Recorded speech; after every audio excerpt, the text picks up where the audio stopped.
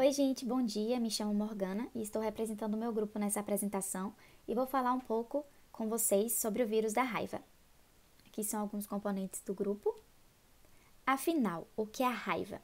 A raiva é uma das mais importantes zoonoses existentes há mais de 4.000 anos. Ela é uma doença infecciosa aguda que acomete mamíferos, inclusive o homem, e caracteriza-se como uma encefalite progressiva e aguda com prognóstico fatal em quase 100% dos casos. Essa doença é causada por um vírus que apresenta como principal característica comprometer o sistema nervoso central, sob a forma de encefalite. Muitos devem estar se perguntando o que é encefalite. A encefalite é uma inflamação do cérebro desencadeada pela presença de um agente infeccioso, habitualmente um vírus, então nesse caso é o vírus da raiva. Quando esse micro-organismo agride diretamente o tecido cerebral, disse que essa encefalite é por invasão direta, uma invasão que é rápida a depender do local da mordida. Vou falar um pouco sobre isso mais à frente. É uma enfermidade que apresenta relevância no âmbito da saúde pública, principalmente no que tange à característica fatal, uma vez aparente os sintomas clínicos e é amplamente estudada desde tempos remotos. Característica dos vírus. O vírus da raiva é um lyssavirus que pertence à família Rhabdoviridae. Possui um genoma de cadeia linear de RNA negativo. Alguns virologistas dizem que a raiva é um transporte axonal retrógrado. O que seria isso? Vamos dizer um exemplo dos neurônios. A carga elétrica dos neurônios sai do corpo celular, atravessa o axônio até chegar ao terminal axônico, onde faz a sinapse, etc. E o vírus da raiva é um processo inverso. É como se a carga elétrica saísse do terminal axônico e indo em direção ao corpo celular. Aqui é uma imagem do vírus da raiva. Muitos dizem que parece uma bala de revólver. Como ocorre a sua transmissão? A raiva é uma zoonose. Desse modo, o vírus é transmitido por mordidas e arranhaduras de mamíferos contaminados. Na maioria dos casos, a transmissão ocorre através de cães ou morcegos. Porém, vários outros mamíferos podem transmitir a doença, entre eles raposas, coiotes, guaxinins, gambás, gatos, macacos. Mamíferos não carnívoros, como porco, vaca, cabra e cavalo, também estão associados a caso de raiva. Mas estes são mais raros. Animais não mamíferos, como lagartos, peixes e pássaros, nunca transmitem a raiva. Também, tem um caso de transplante de córnea, que foi o único caso de transmissão de humano para humano do vírus da raiva.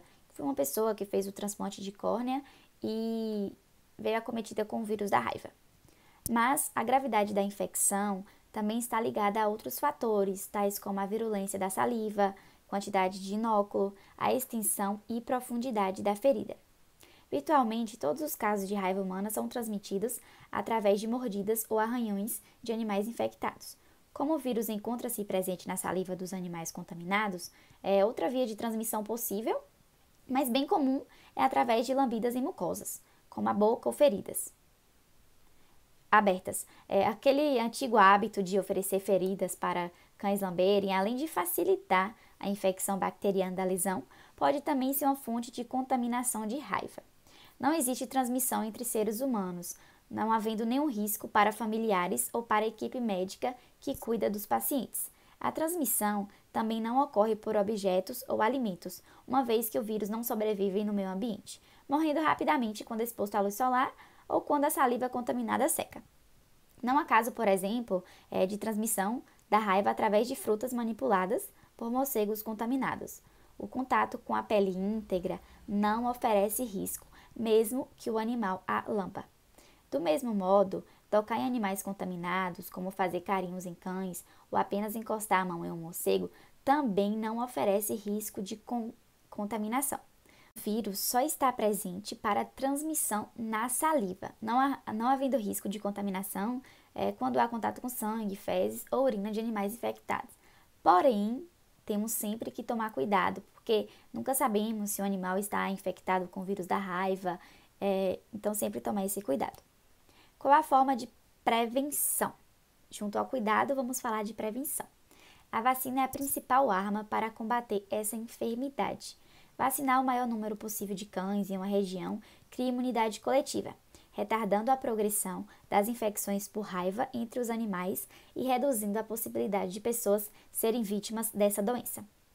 Algumas formas de prevenção é ter em mente o cuidado, né, e evitar contato com animais desconhecidos, seus selvagens e domésticos. Para cães e gatos, a vacinação deve ser realizada de 12 em 12 meses. Por isso, os donos de animais domésticos devem estar sempre atentos à carteira de vacinação do animal. Então, vocês aí que têm gatos, cachorros, fiquem atentos e vacinem seus bichinhos, viu? E também tem a vacinação que é pré e pós-exposição, que eu vou falar um pouco mais à frente. Quais são os sintomas quando a pessoa é contaminada?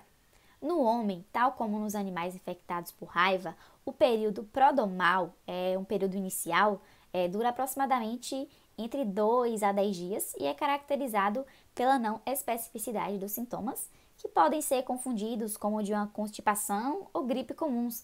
Tal inclui dor de cabeça, febre, fadiga, garganta inflamada, náusea, vômitos, tosse e desconforto gastrointestinal.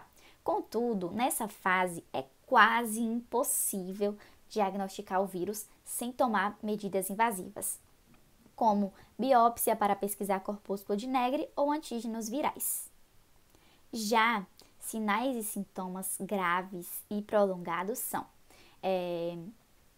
inflamação, encefalite, né, inflamação do cérebro, pode haver febres de 40 graus, com alguns dos seguintes sintomas, como irritabilidade, movimentação excessiva ou agitação, confusão, alucinações, agressividades, pensamentos bizarros ou anormais, espasmos musculares, entre outros. São diversos fatores na segunda fase, é considerado como uma segunda fase, né?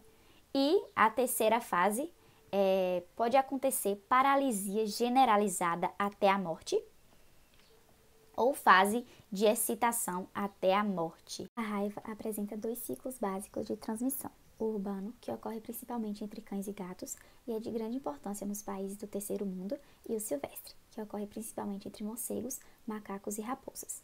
Na zona rural, a doença afeta animais de produção como bovinos, equinos e outros.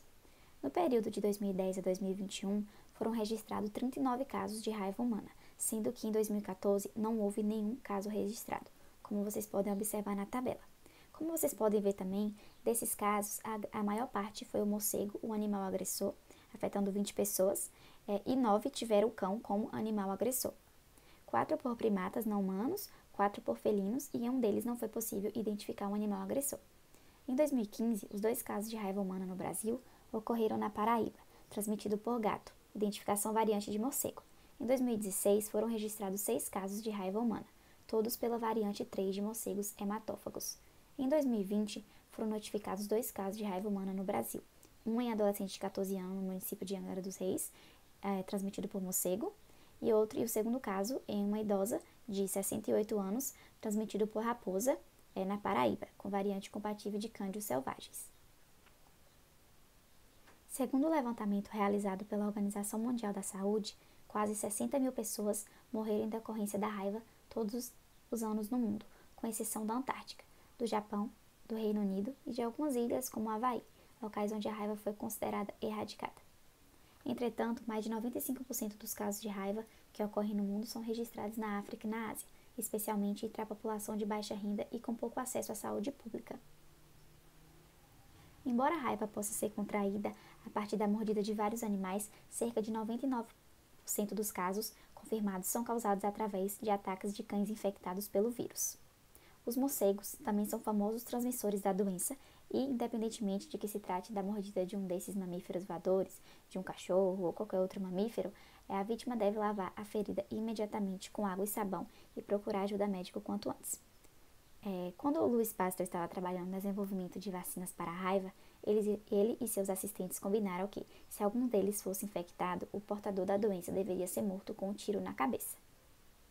Como vocês podem ver, né, como eu falei no slide anterior, Louis Pasteur foi o precursor, né, da vacina antirrábica. Ele era um cientista, e em 1880 o cientista francês iniciou seus estudos sobre a raiva e em 1885 aplicou pela primeira vez a vacina em um ser humano. Aqui é uma foto ilustrativa da vacina antirrábica. Então é isso, gente. Muito obrigada a todos vocês. Tentei trazer o máximo possível que eu consegui, até porque o máximo é 10 minutos no vídeo. Eu acho que eu até ultrapassei um pouquinho, não sei. Mas muito obrigada a todos vocês.